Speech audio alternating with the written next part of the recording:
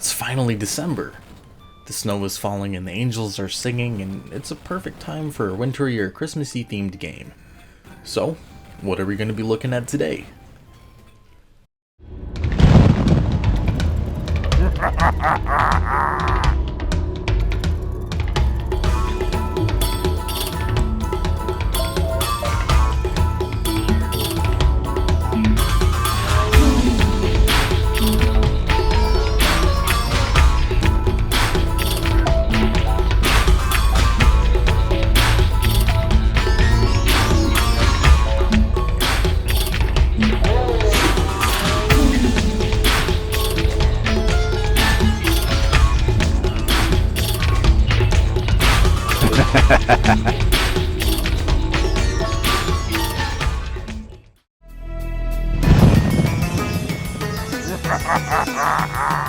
That's right. We're going to be looking at Powerslave, a game that I've been wanting to review since I even started this channel.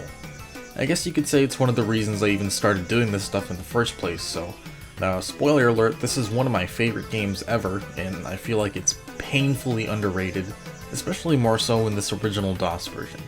Nobody talks about it. Why not? Well, let's find out. Development started in early 1995 by Lobotomy Software, with the closed beta being released privately on May that same year. It was going to be titled Ruins: Return of the Gods and set to be published under 3D Realms in order to show off the brand new, technically impressive build engine by Ken Silverman. You know, the same engine that went on to power— no, we don't talk about that— Blood, Shadow Warrior, and Duke Nukem 3D. It was going to be the first game to show off the technical capabilities of the engine, and was going to be one of the earliest titles in 3D Realms' entire catalog. But sadly, they ended up selling off the publishing rights to Playmates Interactive, of all companies for some reason. With this new change, the game got itself a new overhaul with completely redesigned levels and a new title, Exhumed, which fits perfectly with the game's themes and story, as I'll get into later on. Not too long after, the game was retitled again as Powerslave, a reference to the Iron Maiden— oh whoops, I mean Iron Maiden.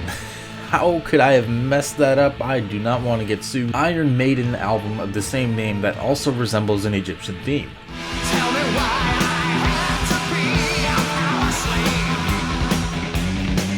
Powerslave. Following this new name this day, it immediately had a little beta to go along with it. It showed a lot of potential within the game despite only being 2 levels long. The mouse wasn't functional yet, the controls weren't rebindable, music was MIDI instead of Redbook audio, but the levels were huge. There was plenty of variety in the different kinds of environments, the weapons, and the enemies, but the game just felt like you were in an ancient Egyptian city. This PC version of the game was doing well, and they had signed a contract with Sega to make a port to the Saturn, and probably Sony to put it on the PlayStation later on. However, neither console could handle the demands of the build engine, so they ended up remaking the entire game from the ground up in their own engine called Slave Driver. On top of this, they felt that it would be a better idea to change the gameplay to give it its own experience. This led to the levels, the gameplay, and pretty much everything aside from the story and most of the assets to be changed. The Saturn version was considered well beyond anything even conceived of the console at the time, and it was by far one of the biggest technical achievements on the system. Impressed by their work, a company, which is also probably Sega, signed a contract with Lobotomy to use their Slave Driver engine to port Duke Nukem 3D and Quake to the system as well, which they did, again completely from the ground up. And the results are what's widely regarded as one of the best ports of the games, with only rivals being the Nintendo 64 ones. Then again, Quake only had those 2 as well, but that's besides the point. Sadly, this game only came out a mere week after the behemoth that is Tomb Raider. More than likely being a result of that, this game was completely overshadowed into obscurity and caused sales to plummet despite being a technical achievement. For some reason, even though they did in fact call the game Powerslave here in the United States, they kept the title Exhumed in European regions and had the title 1999 Pharaoh's Revival in Japan. Despite most places saying this game came out in December 31st, 1996, that's not true according to the game if you check the build date. Powerslave came out December 4th, 1996, and Exhumed May 3rd, 1997. I bought a brand new factory sealed copy back in 2012 for about 250 bucks, the most I've ever spent and probably will spend on a game. Whoever sold it to me told me that his family had it as a Christmas gift back in '96, but left it in their closet and completely forgot about it until many years later. I don't even know how that happens, but I'm really glad it did, because this game is extremely rare to find boxed like this, and I feel quite lucky to be one of the few people to actually have one. It's probably my holy grail out of everything I have, along with Captain Claw and Eternal War, which is saying a lot because I have nearly 400 of these PC games at this point in time, many of which I've spent years trying to acquire. A couple of years ago, Stephen Kick asked me to sell my copy, and I kind of freaked out for a moment, but I just couldn't get myself to part with this. He and I became buddies over time, and I kept looking for one for him. Strangely enough, I bought my copy of Eternal War from someone named Whip-Ass Gaming, someone who I saw a really cool Powerslave article on many years ago and found to be an awesome coincidence. You'll see some of his stuff throughout this video. But I got in contact with him and convinced him to sell his copy of Powerslave to Steven, and he did. In turn for both this and as a graduation gift, Steven sent me this awesome Kex Edition big box of System Shock Enhanced Edition. Huge thank you for this, man. You really didn't have to do that. Steven didn't pay me or endorse me for this video or to mention this story, but I thought it was super cool and that he deserves a little thank you shout out thingy. And if you're watching this, I'm super happy that this game led us to building a small friendship, and I really appreciate everything you've done so far, man. Anyways, going back to the topic at hand, this box, just like the game itself, is one of my absolute favorites. In fact, I think this is my favorite big box aside from Towers of Darkness that I have. Not just for its rarity, but just look at that. It looks like a lost Egyptian treasure itself. I could just stare at this cover for hours and call me crazy, but there have been times where I nearly did, often coming up with really cool scenarios in the game in my head. Not only is it very visually appealing, but it does a great job summing up the game into an entire picture. A good amount of enemies are there, and there's a lot of things going on. You know, you got the protagonist swimming out of the water with a machete, some piranhas coming out, an Anubis zombie shooting a blast at him, a spider about to charge at him at the bottom over there, and a magmantis over there screaming at him as the flames on the ground rise. Mwah. If this box was a woman, I would take it out on a date. It'll bear all of my children. The top and sides also kind of expand this game's artwork, which is awesome and something that could only have been done with a PC game box like this. Even the freaking flaps expand on the art. The flaps. Each of the sides also Each of the sides also show that it's a Windows 95 compatible despite being a DOS game, and that's true. I actually recorded all of the footage of this game on my Windows 98. So the performance you'll see here is going to be better than most of the other videos on this game that aren't using a source port. Even if not amazing, but it's noticeable to me. And thank you again to Tom or Vidgerp on here for the capture card. The bottom shows the system requirements as needed and the top shows the title. If you're paying attention, right underneath the title it says fully networkable for up to 4 players, while both of the console versions just say true 3D level action. So that means, yes, this is the only version of the game that supports multiplayer. We'll get into that much later on in the video though. The back showcases all of the game's features, all of which are true, but the 30 levels thing is a little bit misleading since there's 21 single player levels and there's like another 12 or so that are exclusive for deathmatch. Once you're done drooling over this Egyptian cardboard straight from the American factories, you can open the box for some rather lackluster contents in comparison to the significance of the box art. If you do happen to get it boxed like this, that's really what you're paying for, because inside all you get is this registration card and the jewel case. So if you do want it physically, I suggest grabbing a jewel case unless you're a die-hard fan of this game like me. It also shows the features on the back of it, has the game disc itself, and has a very small, colorless jewel case size manual that goes over the basics of the game, the story, and controls, all of that other stuff. Now if you want one for yourself, good luck, have fun. I've only ever seen this game boxed for sale twice, once being the time I grabbed it all those years ago, and once on eBay for a price that I'm not even going to mention here because it's just stupid. Even the jewel case alone of this DOS version for some reason tends to go over $50 to $100, and that's the 2 or 3 times per year they show up. I'm guessing not very many people bought it due to the fact that Quake was released right before this, and at the time reviewers were talking about how it was just another Doom clone, even though it was very much a different game. Personally speaking, I felt the price I paid was fair, all things considered, but I don't expect anyone to love this game as much as I do.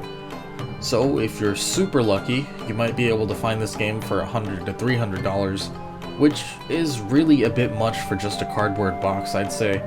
So unless this ends up being one of your favorite games in existence, or you really just appreciate good artwork, I think you should just grab the game on GOG and save yourself the time, the extreme hassle, and the mountain of paper you need to get rid of. If you got the game in Europe, known as Exhumed over there, as I said earlier, you'd get it in this box with a still really badass but not as badass cover art of some sort of skull thing with a reddish brown tint to it.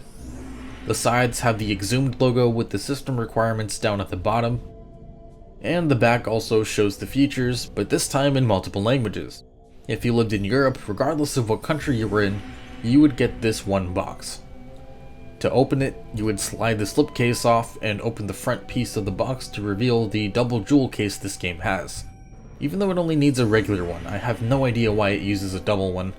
All that's in here is a registration card yet again, the game itself on a much cooler looking CD than the American one, and the manual, which seems super thick at first, but in reality it's more or less the same as the American one, just has it rewritten in other languages after English.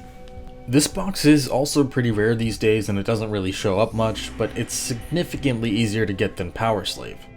There's a good chance that a vast majority of the people that bought and or played this game had this version and remember it as Exhumed. I guess Europeans appreciated it way more than us Americans did. Personally speaking, I prefer Powerslave. Aside from just being what I've been used to all these years and the title's awesome reference, I think the name just sounds way cooler than Exhumed. Although Exhumed sounds awesome and fits perfectly with the game's themes, and it was one of the original titles after all. But Powerslave sounds like some badass ruler becoming a slave to power or something, I don't know, it's cool. There were a few attempts to bring the game back, 2 to 3 different reverse engineered attempts, and I'll get into that more towards the end of the video. And luckily, as of a week or two ago, thanks to Throwback Entertainment, we finally got a legitimate release on GOG. Now, I was initially a little disappointed with this since it was basically a clean disk install of Exhumed, not Powerslave, with none of the fixes or adjusted controls and really crappy DOSBox settings. I was super happy it at least got some sort of release finally, and thankfully the music was working, which I thought was a pretty big deal, since most of the people that played this DOS version didn't get to experience the game with any. But I was pretty sad about the issues it had, so I got in contact with them and I'm very pleased to say that they've allowed me to help out a little, and I basically updated the game myself to have as much quality of life improvements as possible and sent it their way. Aside from vertical aiming, because I think it feels terrible for this game, but I included the patch itself, so if you really want you can enable that or disable or enable whatever the hell you want that's put in there. I'll get to that soon, but let me discuss the installation real quick. As far as my personal story goes, I played this when I was really small. I think it was around the time I was like in elementary school when I was really starting to get into these games. I was really obsessed with build engine stuff back then, especially Duke 3D, Shadow Warrior, and Blood, and to an extent even Redneck Rampage. I played this game and I fell in love with it, because not only was it on the build engine, but it was something really cool that I enjoyed, and it had an Egyptian theme throughout the entire thing, and it was just something I really appreciated a lot. I don't remember where specifically I found it, but I remember when I did, I thought the name Powerslave was just awesome, and the screenshots looked amazing because I was really into Egyptian stuff, and it just seemed like a win for me. So I went ahead and I downloaded it, and I played the crap out of it. Me and my little brother used to play this a lot. We used to play single player and take turns switching off, and whenever he was playing with his toys, he would mock the jumping sound that the protagonist makes. And whenever my dad was away from his computer, he would hop on and we would play deathmatch and co-op, and it was great. It was a good time. I have a lot of fond memories for this game, and it makes me kind of sad that this game is just obscure now and nobody cares about it or anything. It seems to constantly get shunned as a mediocre game compared to the console versions, and I really don't think that's true or fair at all, because this is a really good game. And that's why I'm making one on this DOS version specifically and not the other ones. Now you know my unscripted personal story about this game. If you're one of the few people that cared enough to grab this physically, once you put the disc in the drive and launch the installation executable, you get a really badass installation screen that already immerses you into the game and its world and gets you ready for the experience you're about to have. I always thought this was pretty cool, and it's nice to see something this creative before those neat little Windows installers came around. Your cursor is an ink, and the slave will push the blocks into your computer as the installation progresses. It's pretty cool. As soon as the installation is done, make sure you open up the setup thing. The game uses SVGA video mode with 256 color graphics, and you can switch between 320x200, which performs the best, especially on DOSBox, or you could do 640x480, which makes everything look much better, but cause significant performance drops in DOSBox. Even more so than games that used more horsepower like Blood or Rebel Moon, so I always found that kind of weird. Also, if you are playing this on original hardware, there's a pretty good chance that 640x480 won't even work properly, so all things considered, I recommend just sticking with 320x200. After this, set up your sound card and your controls and you're ready to go. No music card setup is needed since the game uses Redbook audio for its music. Despite there already being a CD check, this means you need the disc and the drive to play the game properly regardless. As I said, the game is rather difficult to get a hold of nowadays, so most of the videos on YouTube and downloads on abandonware sites will lead you to believe that there was never any music in here. It's kinda depressing because the music is some of the best I've heard in a game, but more on that later on. So here's where I go back to the fixes for the game, but kinda briefly. Since I already sent this stuff fully pre-configured to Throwback, if you get the game on GOG, you literally don't need to do anything. If there's the rare chance that you're playing this game off a disc somehow or a vanilla abandonware copy, then you will need this Powerslave dehacker thing, which extracts as expsdehk.exe. And in here it has the fixes that are absolutely essential to play the game properly if you aren't using keyboard-only controls. The most important ones being the fix C key, the resolution adjustment, though that one butchers performance if you go too high in DOSBox and shrinks the text to a really small size, the fix enemy movement prediction because otherwise they'll predict your movement and shoot at you but you can effortlessly strafe back to avoid them, and the one that can literally make or break the game's entire experience for you, the fix strafe key option. Now, back in the day, most people played FPS games with a keyboard only and had no issue. I even knew people that played Quake with just the keyboard. Yeah, I know they're psychopaths. But because of that, nobody seemed to care or really even notice the strafing issues that this game had at the time. If you hold Alt and the turn left or right keys, the strafing works just fine, but if you use the strafe left or strafe right keys by themselves, the movement is both super slow and it locks the mouse from being moved at all. This can make the entire game unplayable, and it's really a shame that nothing was done officially to fix this. It wasn't until Half-Life that popularized the WASD and mouse control scheme, which came out almost 2 full years after this game, and by then the interest for this game was like non-existent, so nobody did anything. Luckily, whoever made this dehacker patch is a lifesaver, and thanks to his work on this, all of you can properly experience this game the way it was intended to be played. Finally. My only other recommendation from the GOG version would be Powerslave GDX, and you'll hear more on that later on, because this video is focused primarily on the original DOS release. But after all of that crap, you're finally ready to go.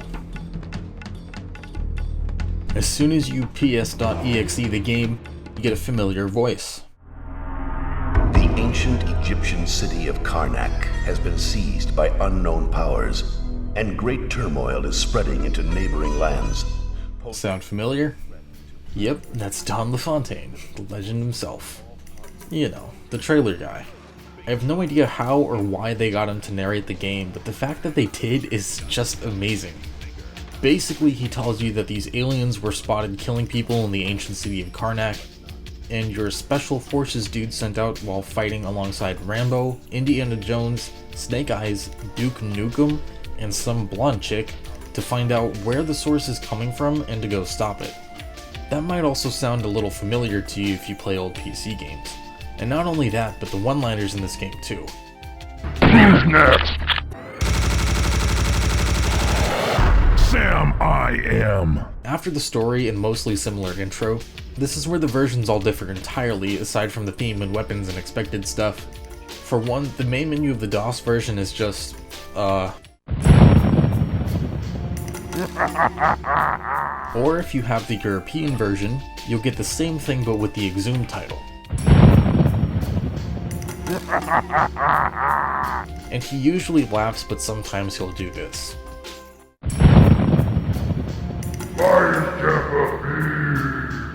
Whatever that means. I think he has a higher chance of doing that in Exhumed for some reason, but whatever. You can start a new game, load a previous one, adjust the volume which has little slave sliders again, start a training mission, and quit the game. The training is very well done, not holding your hand in the way that most games do, and instead teaching you the mechanics through the game's world. I'm gonna note that you should really be familiar with FPS games in general if you play this game, but even still, I do recommend this game's tutorial if it's your first time playing this game specifically. There's not a lot of choices, but it's all you need, leaving controls and screen setup in the setup executable like most games of the time, especially build games. I also love these little mummified women on the side. I don't know about you, but games with cool main menus almost always catch my attention immediately, and it sure did for me when I first played this game. After starting a new game and entering your name, you'll see a map with the area that you're about to enter. As you progress, each level you complete will show that area you just visited being destroyed and burned down on the map as you continue forward, which is a pretty neat little touch. Important little side note, if you're playing this in DOSBox specifically and not on old hardware, there's a weird issue where the map will just freeze if you're full screened. You have to Alt-Enter it to change it to window mode and then do it again to unfreeze the map thing. It's weird, but you'll see what I mean when you play it. I don't know why this happens, and this is the only game I've played so far in DOSBox that does this. You can replay levels by moving the arrow down if you want, but unlike the console versions, there isn't really any special things to collect or incentive to replay the levels unless you really like them that much. As soon as you land on the spot on the map, you're off to kicking some Anubis ass.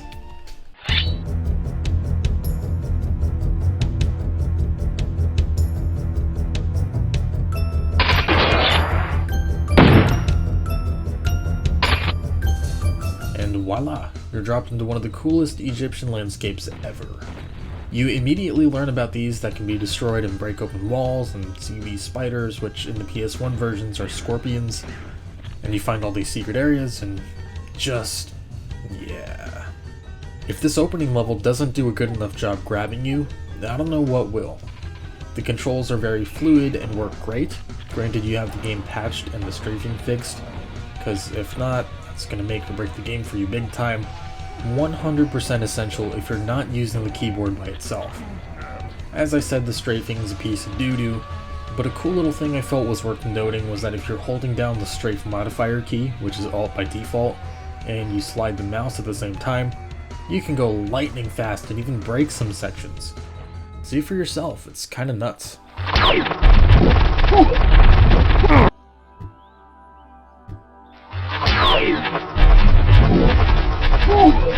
The game's level design, which is the main reason why I love this game so much, is some of the hands down best level design I've ever seen in an FPS.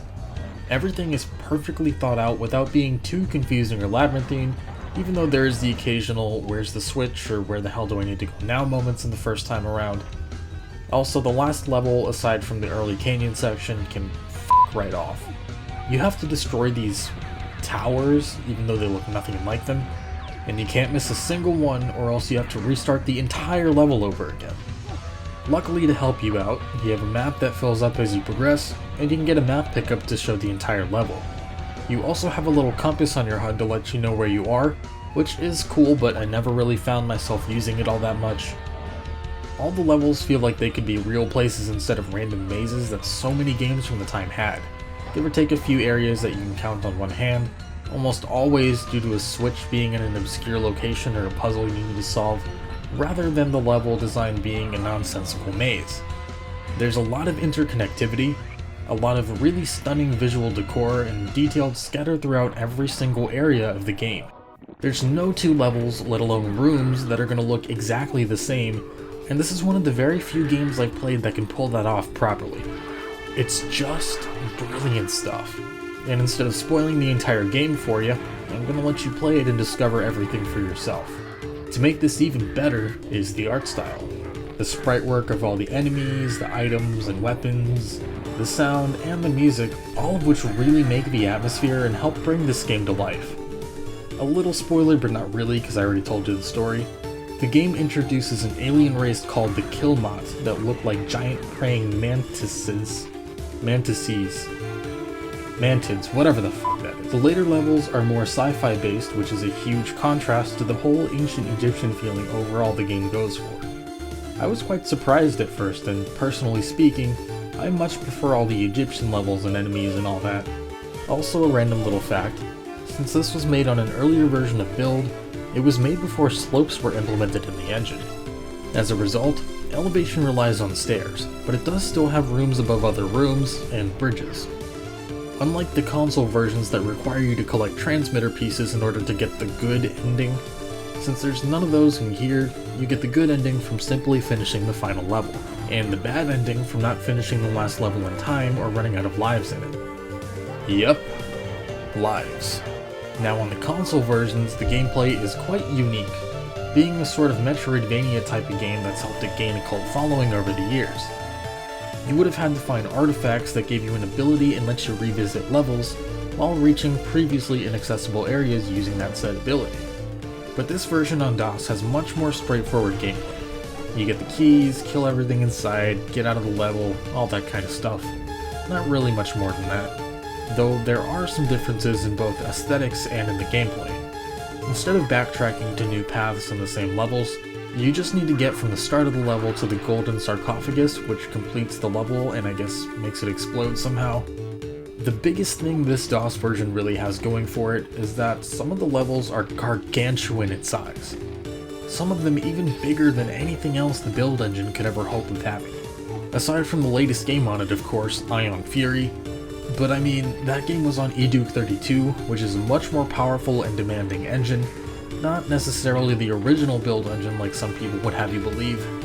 That game's definitely impressive in its own right, don't get me wrong, but for a small group of people to do this on an older version of Build with less features and improvements is just mind-blowing to me. I mean, this game is using a prior version of the engine than what was used with Duke Nukem 3D, Blood, and Shadow Warrior, yet had some levels that rival two of the biggest levels combined in each of those games. It's absolutely insane. At some point at the end of the first level, you'll find the spirit of King Ramses, who then tells you the importance of your journey and things you need to do. This also changes between the other versions. In the DOS and Saturn versions, you see him move his mouth as he talks, but in the PlayStation version, he just sits still and blinks.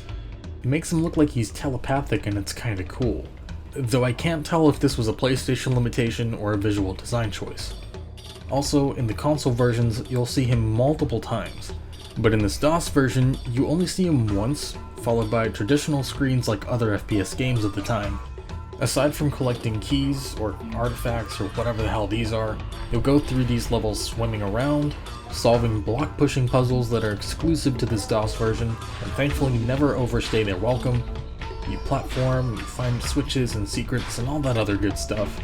The block puzzles are needed to traverse levels or get to secret areas, but they never once annoyed me, and I always welcomed them since they changed up the pace a little bit, and they required me to think. The water areas in this game are stunning to look at. It always looks super clear, pristine, and very nice to swim through. There's a nice little bit of charm to them, and kind of like Heretic and Hexen, there's a really cool little splashing effect whenever you step into it.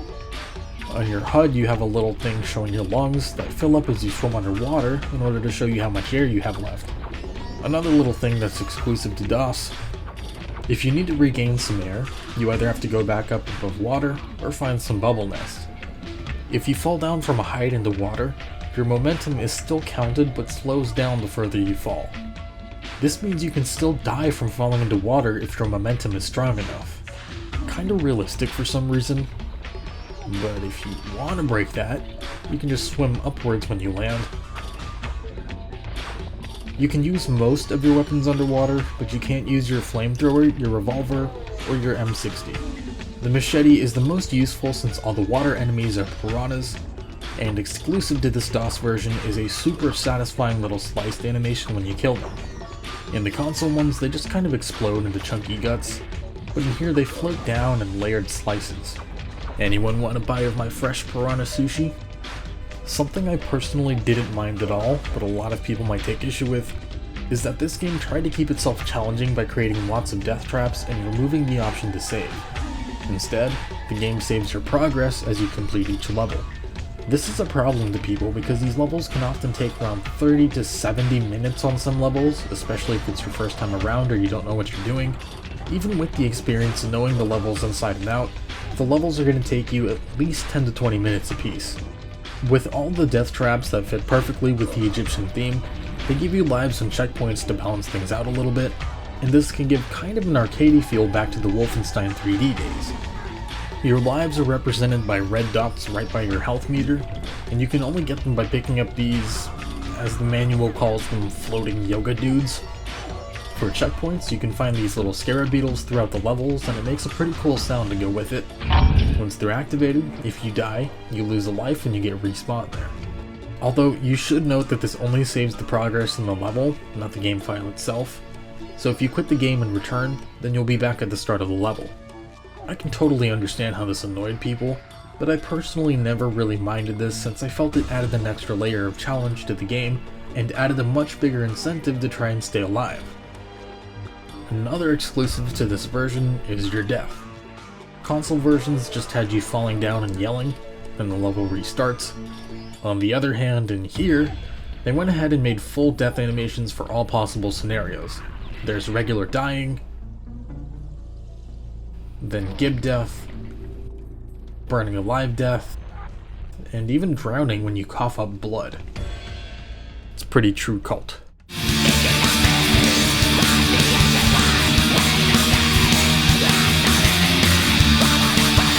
If you run out of lives, you get a horrifying but awesome death scream. The combat itself is top notch if you ask me. Every enemy is a lot of fun to kill and every weapon feels satisfying to use. Except for the grenades, and we'll get to that in a sec. Enemies usually flop down if they die or they can jib if they take enough damage, unlike the console versions where they can just jib no matter what. And while that can be satisfying, I found it making the combat feel a little artificial on there. These death animations are great and always have a lot of detail. One of the biggest issues in the game, and really the only one I had with the combat, was that the auto-aiming is extremely annoying sometimes. There's moments when you'll want to shoot a barrel thing only to keep hitting other enemies, or other times when you're aiming directly at an enemy and the game just decides to target enemies on the other side of the screen. This can get really troublesome at times, especially when using weapons with splash damage that can just end up killing you. The weapons in the game are pretty diverse, even though they might seem to be generic at first glance. Ammo is usually pretty plentiful and has enough so that you make use of all your weapons enough, but I think some areas needed just one or two more of the M60 pickups because that's really your go-to weapon for most of the game. You start off with a machete, which is your melee weapon. Normally you wouldn't touch this weapon unless it's a last resort, but in this game it remains useful all the way through to the end of the game. There's an enemy it's actually pretty useful to use against, and one where it's almost even required to use. Then almost a couple of seconds after you start the first level, you get a revolver, which is pretty useful and one that you'll also surprisingly be using throughout the game. It's not the best, but it's pretty satisfying to use overall, and it's a great weapon whenever you need to conserve ammo for your others. Then you'll get an M60 machine gun, which is probably what you'll be using about 90% of the time. It's big, loud, makes half of the screen flash when you use it, and works pretty well against all enemies, including bosses. Then you get one of the earliest flamethrowers in the entire genre. It's extremely satisfying to use, but sadly it runs out of fuel way too fast. You could be maxed out on ammo and kill only a handful of enemies, and then be completely drained. You also get grenades, which can be pretty useful, but they handle like shit and take a little bit of time to get used to. It's not nearly as good to use as, say, the pipe bomb in Duke 3D, or the dynamite in Blood. Especially not the dynamite. For some reason, they're much easier to get the hang of underwater, and they explode way quicker, so make of that what you will. A Cobra staff, which acts as the game's version of a heat-seeking rocket launcher. The Cobras that are launched home onto targets based on heat location. This means that they will either attack enemies, barrels, or you. If you launch a Cobra and there's no enemies for the Cobra to lock onto, then the Cobra will come right back and kill you. It's a neat touch, but it's something you need to be really careful about, so just keep that in mind. On the console versions, it just kind of sits there in place, but in this one it feels alive. It literally hisses at you when you pull it out. And whenever you use it, it pushes you back a little and gives you this inconvenient but very satisfying recoil effect. To me, this makes it feel a lot better in here. This weapon also works underwater, but I wouldn't really recommend it. There's also a neat little cheat, Lobo Snake, that turns it into a slow motion singular bullet thing like in Singularity.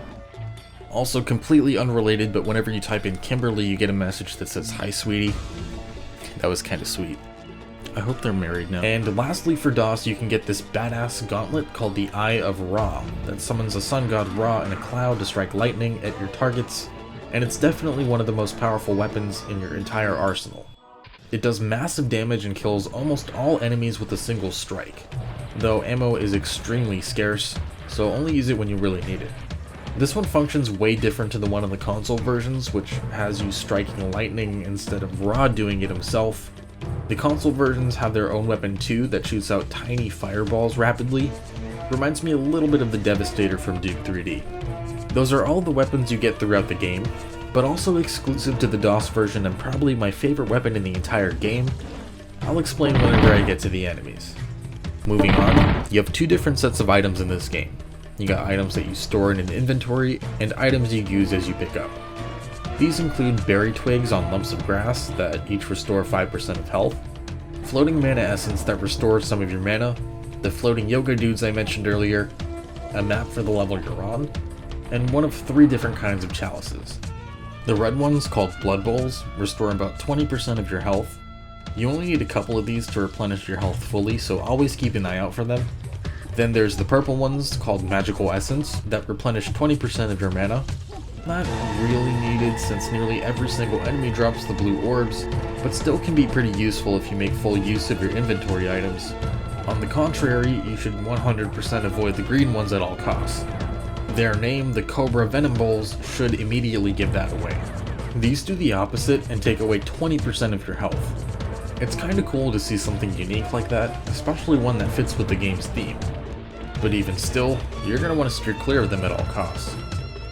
The inventory items work a little interesting. You pick up what seems to be items throughout the game world, despite them working like a spell system in other games. The manual calls them magic items, and that's basically what they are. Unlike the normal items you normally just pick up and use, these make a weird bouncy or drum sound or something like that, and will be added to your inventory, followed by the number of them you have at once. You can carry a total of 5 of each item, again noted by the little dots on the left side of the screen. Each of these use a certain number of mana, with the more important ones taking up more. I wondered why these needed magic to be used, but then I realized this game would be way too easy if it didn't use any of that stuff. Gotta balance the game somehow, right? The first ones you'll get are torches. I don't think I need to tell you what these do unless you're a big dumb. Unseen eyes make you invisible, but I never really found these to be all that useful, honestly. It reminds me of the partial invisibility from Doom. Sobek masks let you breathe underwater for a limited amount of time. Severed slave hands double or triple the attack speed and damage, while making you flash in a red color that looks fine on real hardware but looks horrid on DOSBox for some reason. Beating hearts fully restore your health back up to 100%. And last but not least, the Scarab amulets make you invulnerable for a small amount of time. This whole inventory system thing is yet another exclusive to DOS. Console versions just have the artifacts to increase the abilities permanently, which is a lot cooler and more interesting than random inventory items if you ask me. Even still, all of these items are extremely useful. Most of them will help you out in certain situations or get you into secret areas, but sometimes it's even required. So always be on the lookout for them whenever you can. And as a small little hint, if you ever hear a beating heart in the game, there's probably one nearby for you to scoop up and devour. Moving on to the enemies, there weren't too many of them throughout the game, but they did a great job making every single one totally different from the other. There's a bunch of rat things scattered around, but they're not really enemies, more so just pests to mess up your auto-aim and waste your bullets. The most common ones you'll encounter are these Anubis zombies that shoot blue blasts at you, or for some reason punch you if you get too close. In the beta version of the game from '95, they scratch and claw you, which makes much more sense, so not really sure why they changed that. Then there's the Terraniums. In the Saturn and PC versions of the game, they're these red spiders and make a cute little sound when they die, even though they're pretty annoying enemies. In the PlayStation version, they function more or less exactly the same, but cosmetically they've changed from red spiders into blue scorpions. Not sure why this changed either, but whatever. Then there are piranhas that I mentioned earlier with the super satisfying sliced up death animations. Omen wasps that are by far the most annoying things to exist in Karnak, let alone have a seizure every single time you shoot them. Women you can find that are almost completely naked and usually tied up. You know, just the way I like them. Bestettes that are female panther-like enemies that claw you and go underground after attacked. Killmot sentries, which are those alien praying mantis-looking dudes. And of course, what Egyptian game isn't complete without mummies? These are the enemies I mentioned that are very much prone to the machete, more so than any other enemy in the game aside from the piranhas. Even the Anubis zombies, despite those guys being weaker. Attention to detail, guys. Also, the reason I wanted to talk about the mummies last here are because I wanted to go back to the mummy staff. Basically, this is Powerslave's BFG, and it's a huge shame that console players never got to experience the badassery of this thing. Mummies in here usually shoot these blue skulls at you, and occasionally they'll shoot red ones that home in. But this isn't a bad thing, because when you get hit by one of those, it turns you into a freaking mummy, complete with disfigured hands, staff, and wrappings, and all that good stuff. Then whenever you attack, it slams the staff down, kills most enemies on the screen if they're on the same floor as you, turns you back into a human, and has you do an evil laugh that reminds me a lot of Corvus from Heretic.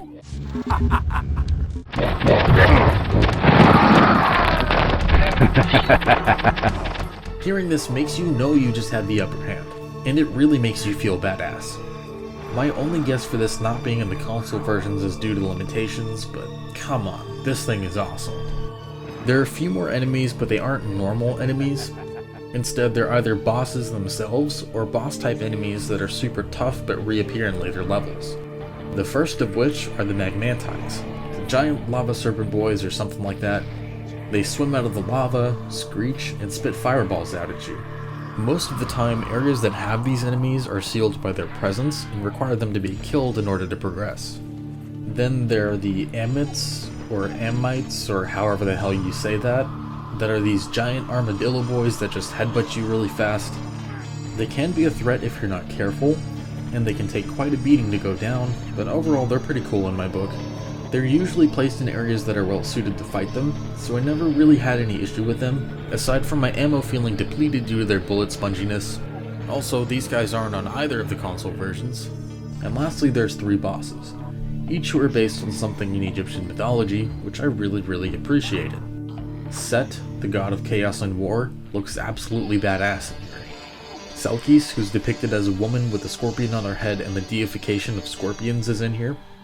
According to mythology, the scorpion she summons can cause people to stop breathing when being stung.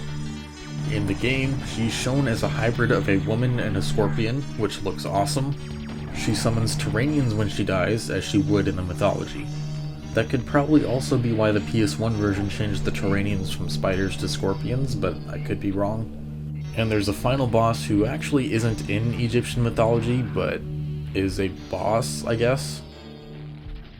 The sound in this game was done quite well by the very talented Scott Branston.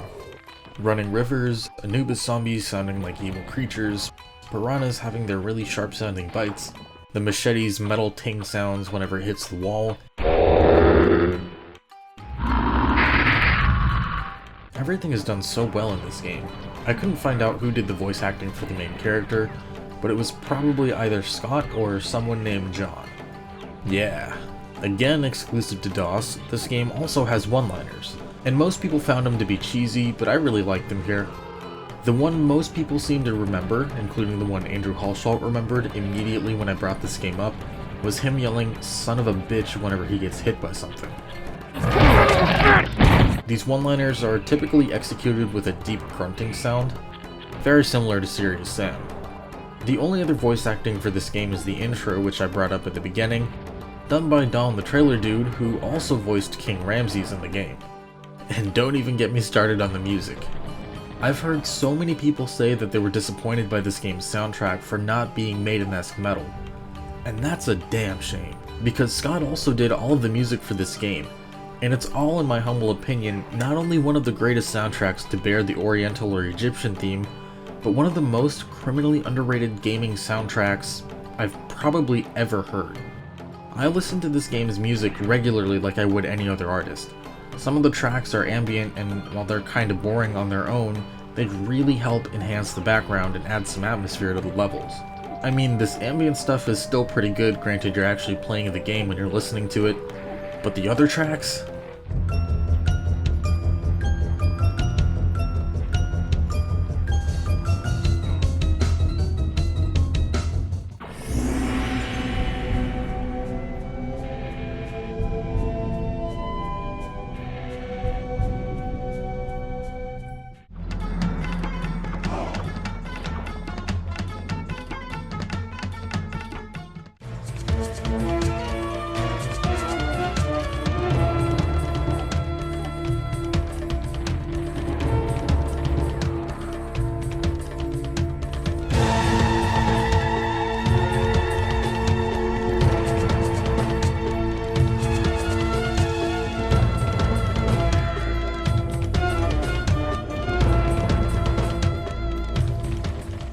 How can you just ignore music like this? And the biggest crime was that most people that played this PC version probably had no idea it even existed. I'm one of those people because my first experience with this game was through abandonware. I didn't have a CD and I had no idea that this game had any sort of music to begin with. Not until I opened my box and played the game from the disc on my 98. I was just so blown away at how good some of the stuff is, yet I never hear a single soul mentioning it. It's so sad. If somehow this game doesn't make you want to play it, then please, for the love of King Ramses, just listen to this soundtrack. Another really big crime was that Scott Branston seems to have never composed anything else outside of this game. For one, I don't know how something so good can be someone's first attempt at composing something. But I also don't get why someone composed something so good yet never made anything else. Scott, if you somehow stumbled across this video and you're watching this, please compose more tracks for games, especially Egyptian themed ones. You'll do better than anyone else I know for those, and I can pretty much guarantee that. Please do it. Hell, I'll make an Egyptian themed game and have you compose the tracks for it. Just please do something. Moving on, there was multiplayer support for this game, at least for the DOS version, but I couldn't find any videos of it, and I've yet to ever meet anyone else with a copy of this game or even heard of it, aside from Steven or Andrew, so I couldn't really showcase any of it, or so I thought. Yeah, the GOG version, holy shit, has fully functional multiplayer with it in the same way that 1 Unit Whole Blood does on GOG.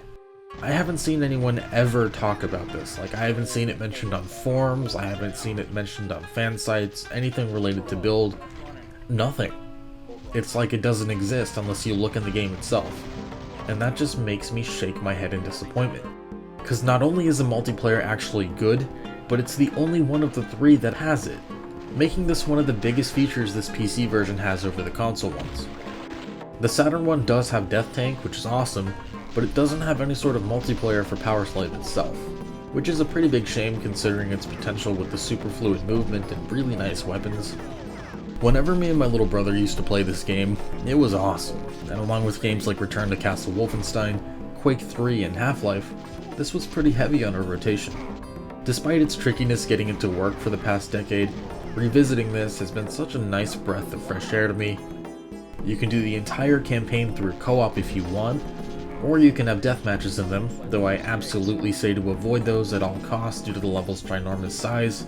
If you do this, you're never going to find your opponent. Instead, make use of the exclusive multiplayer maps this game comes with. There's about 12 of them, maps 21 through 32, and each of them are very well designed for multiplayer and a lot of fun. Sadly, it seems when emulating this through DOSBox, regardless of how good your PC or internet is, the performance is abysmal and pretty much exactly as you're seeing it here.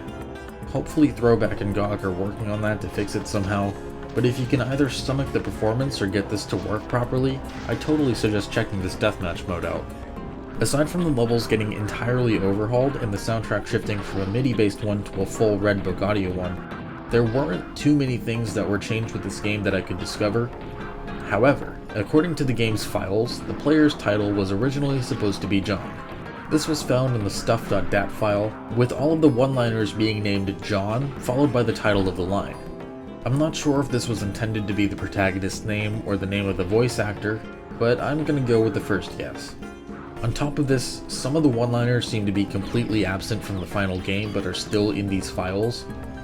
Here's all the ones I can't ever recall hearing. Bill me. Yeah! Smell it! Eat this! Who said white men can't jump? One of them is called John Laugh 2, so according to this, you are supposed to be the one that has the evil laugh the mummies and Pharaoh have at the start of the game.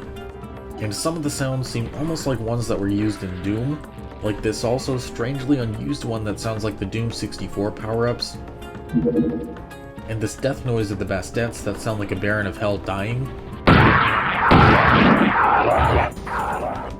Thanks to my good friend Tyler Desmond, or Melee Mario, for his help extracting the file to help me find some of its contents. Big appreciated. There was a planned sequel called Powerslave 2, taking place thousands of years before the first game despite the title, but it very sadly never got to see the light of day. And I don't think anyone would have come to know about this if it hadn't been for Whip-Ass Gaming's page on it, so big thanks if you happen to come across this. It was apparently again going to be on PlayStation and PC, but not on Saturn, be in a third-person perspective with an emphasis on melee and ranged combat, very reminiscent of Heretic 2, have a real-time, real-world and afterlife traveling map, probably similar to Legacy of Kain Soul Reaver, have multiplayer support on PC, and have a feature where if you were playing on PlayStation and it detected your save file with all of the team dolls, you'd get a special weapon or piece of equipment. Me and Whip-Ass can't be the only ones upset by this. Apparently they had enough content to make a demo of this and somehow it didn't get any publishers to bite at all. Seriously, imagine Powerslave's dark Egyptian themes and art style with the world building and shifting of Soul Reaver but better, and the combat and gameplay of Heretic 2. This could have, in my honest opinion, been one of the most ambitious and greatest games ever created. If it was in my power, I'd go straight to lobotomy and do everything I could to continue the work of this game with today's tech. But sadly, that seems more like a silly fantasy dream than anything else at this point. There were a couple of attempts to bring Powerslave back, much to my surprise since I felt like the only person that really gave a shit about this game for such a long time. The first one is a very impressive total conversion on the GZ Doom engine titled Exhumed. It uses music from the UK Oriental metal artist Kepri, which fits perfectly. But I still prefer the Scott Branston songs, because I feel like they still keep the nice balance between intensity and Oriental themes. It's basically a more challenging recreation in GZ Doom, which is quite impressive to say the least, especially considering how much more advanced build is than id Tech 1. Well, then again, GZ Doom is almost a totally different engine than id Tech 1 itself, so I guess not, but whatever. I was still blown away when I first saw it. Sadly, this was released in 2014 or 15 as a preview thingy, and to my knowledge it hasn't really been updated since. So while this is awesome, I don't think there's really any point in checking this out. There's another one on the eDuke 32 engine called PC Exhumed, which I think is also awesome, though it does have some bugs with it. Nothing game-breaking, but it's not as faithful to the original in my opinion. At least not yet, but I think with updates it'll be pretty good. So while I would recommend it, I wouldn't say it's going to be the best experience over the original DOS version, or the one that's up next. And as you may or may not have already guessed, that's Powerslave GDX. Now I've mentioned in other videos that I really don't care about Blood GDX because I'm not a fan of how the mouse feels in there. Personally, I think it works just fine in here, probably because of how different both of the games feel. Aside from grabbing the game on GOG, if you want to improve your experience slightly, I would totally suggest downloading this and putting it in your Powerslave directory. This source port is awesome, and it unlocks the frame rate to your own choice, which I say is the best thing that this has over the original. It also has much easier setup for your controls, and you can set the resolution to your choice without it altering your performance, really at all. Though for me, I still keep it lower because cutoff HUDs bother me. Another huge thing with this is that it allows you to freely save the game at any point in time. which is something that can really make or break the game for a lot of people, but I strongly advise either against using this or to use it only when you're about to take a break or close the game or something else. The main reason because this game is just pissfully easy with this on, it was designed from the ground up to be challenging and rely on the live system. In my opinion, turning free save on ruins a lot of the challenge and very tense moments this game has with all of its traps and challenging sections. Even still, if you want to be a pansy and play the game with this, then knock yourself out, cause those Anubis zombies sure won't. Having this on also makes the game a little bit weird because it eliminates the live system and Scarab Beetle checkpoints. This means that in areas that the beetles are supposed to be there, they're going to be completely gone. Same with the 1-ups that are often in secret areas. So if you go and find some cool hidden area and think you did a really awesome job, you'll only get rewarded with a grand total of nothing. There was also Powerslave EX, which was a port of the Sony PlayStation Edition of Powerslave to the PC, which was awesome, but I'll go into that in more detail whenever I make a video on the console versions. It was available as a free download, but it was taken down all the way back in 2015 since Night Dive acquired the rights. And the guy that made it, Samuel Valerial or Kaiser, joined Night Dive not too long after. With other remasters on his own Kex engine like Turok 1 and 2, System Shock, Forsaken, Doom 64, and Blood Fresh Supply, Powerslave is set to be another release on that. Though I don't think I can talk too much about that yet. And then there was the recently released DOS original on GOG that I helped out a little bit with myself, and mentioned earlier in the beginning of the video. Originally, it was the DOSBox version of Exhumed instead of Powerslave itself, didn't have the patch applied for whatever reason, and didn't touch any of the controls from the default install. So it was set to the default keyboard controls only, not even the mouse enabled. Then it had the issues of the original with the strafing not working properly, the C key being broken for use, and on top of it, the DOSBox settings were terrible and caused the game to perform like absolute garbage. But everything I just mentioned should be fixed very soon, so if you're interested in this game, you should grab it from there. And if you want a slightly improved experience with unlocked frame rate and resolutions, download Powerslave GDX and apply it to your game's install. If you happen to buy it on GOG and have any issues with the DOS release itself, please drop a comment on here or something so I can see it. I'll try and fix it myself and or forward it over to the folks at Throwback, so yeah. I don't normally do this, but there was a negative review on Moby Games that was written by some guy that clearly has no idea what he's talking about. If you end up not liking this game and you want to throw tomatoes at me or some shit, that's okay. I get it, I understand. But if you're gonna trash talk a game, you should at least have some valid complaints, right? Well, let's see what this guy has to say. Should be interesting if the summary is called a genuinely dull game. This review is for the DOS version, and by all accounts, the Saturn version is superior. I haven't played it, but if you get to, assume it's better than here. I mean, I don't know how you'd think it's better if you've never even played the damn thing. And if you've played this one for more than 5 minutes, you'd know that there was a lot more done with this version. Maybe the gameplay and the lighting are better, sure. But that was the focus of those, they had to make an entirely new engine. They didn't for this one, and they didn't need to. They used an old version of an already really technically impressive engine at the time, and they made pretty damn good use of it. After playing through all 3 versions more times than I can count, I'm gonna say that I've seen more work done in this one. The game's plot completely rips off Doom. I don't recall exhuming King Ramses and having him guide you through a city in Egypt that's been overrun by the undead or weird alien creatures, but it's not like I've been playing Doom since I was 2 years old. You clearly know what you're talking about. Powerslave's most striking aesthetic is its theme. Being able to fight mummies and jackal-headed demons is always a plus. Wow, look, probably the only thing we agree on. Also the graphics being decent, that too. Good job, buddy. I'm proud of you. And now I'm not. This game clearly has CONSLEPORT stamped all over it, and they've done minimal work adapting it to the PC. You have limited saves, no graphic settings other than the default, and no way to map the controls. And this is something you'll definitely notice, as the controls for activating the spells are in the most retarded spots possible. Okay. So first off, have you ever played a PC game from the 90s? You made some comments about Duke 3D down at the bottom, but you talk about this like you've never touched one of these in your life.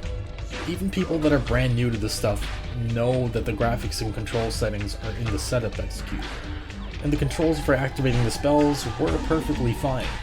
That was the standard for inventory controls for FPS games all the way back to its debut in Heretic. They only stopped that in the early 2000s, so no, that was fine for the time. You could always, just change it. Oh wait, you don't know how to do that. Something my little brother was able to figure out when he was 4, but no dude, it's the game's fault. The game just sucks. It's so bad. Also, I have no idea what made you think this has console ports stamped all over it, because this game was originally going to be a PC exclusive.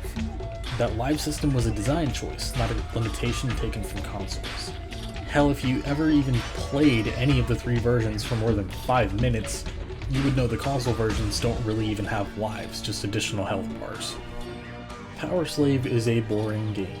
It's as simple as that. The game has no tension, but it utilizes the live system and has fair but challenging death traps everywhere to create that tension, and I think it does it really well. Powerslave's enemies are weak and easy to kill. The first half of the game, I don't think I dropped below 30% of health. Congrats! You want a tough guy sticker or something? Also, I sincerely doubt you've played more than half of the first level with everything you've said about this so far. This might not have been so bad, except Powerslave's levels aren't that exciting either, they're just a bunch of generic tombs and mazes. Actually, quite the contrary. They're some of the biggest levels out of any other FPS at the time, and every single room is different from another. But whatever helps you sleep at night. All weapons are weak and underpowered. But Maw, you literally just said that all the enemies are comically weak and easy to kill. Which one is it? Which one's it gonna be for you, buddy? Are the weapons weak or the enemies? And on a final nitpick note, there's an annoying overuse of mazes with solution-dependent exits. Often you'll have to shoot a wall to exit an area, but the game gives you no clue which wall this is. It's all just lazy game design 101. First off, there's no exits like that, none that I can think of at the top of my head at least. Second, it's usually keys that are like that, but it's not like they're just random walls with no clues. You literally just shoot the explodey barrels and you're fine. Just shoot the explodey barrels, it's seriously not that hard. But I mean, that would probably explain why you're complaining about this game so much. This is the first f***ing room in the game, and one of the only things you praised about this game is a tutorial. Yet, this is one of the first things it teaches you in there. How did you not? No. You know what? I'm just gonna stop right here. Like I said, I normally never do stuff like this, but this review right here, people make shit like this all the time, and it just makes other people think that this game is bad or boring, especially compared to the console versions. There's literally nothing valid about this review. It's just plagued with inaccuracies, and it's probably stupid, ignorant bullshit like this that just gives people false impressions on this game. Even with my bias aside, I really don't think that's fair. Like at all. Okay. I know, there's been multiple things I've said on here that are some of the best I've ever seen on a game, and it seems like I've just been licking this game's vagina for the past, hour. But I really stand by everything I've said, and I genuinely love it. There's been very few games that have been able to wow me the way this one did after all those years. The fact that a majority of people say that this PC version is boring or weak compared to the console versions will always continue to baffle me, because that really couldn't be any further from the truth. Yeah, sure, it's more straightforward and linear, but does that really make a game worse than one that's open? I mean, this linearity is what gives this one the much superior level design over the console ones, so I wouldn't really put it as an outright negative. But, does Powerslave or Exhumed still hold up today, and should you play it? Definite yes. It might not have aged as well as other FPS games of the 90s or even on the same engine like Blood, but it is definitely unique enough to separate itself from the others and has some very solid gameplay mixed with some stellar Egyptian atmosphere, near perfect pixel art, a criminally underrated soundtrack, good length, a good amount of replay value, at least to me, and unmatchable, clever, very well thought out level design that is yet to ever be topped in my book. Except for maybe Runes and Thieves, which both come extremely close if not better. Even being a designer myself, this game's level design continues to make my jaw drop in awe 24 or so years later, nearly a freaking quarter of a century down the line. If that's not a bragging achievement, I don't know what the hell is. Honestly, all three versions of this game are amazing in their own right. This DOS version definitely getting the least love, which is super depressing to me. DOS has the best level design and some really cool exclusive stuff like the mummy staff and the sliced piranhas.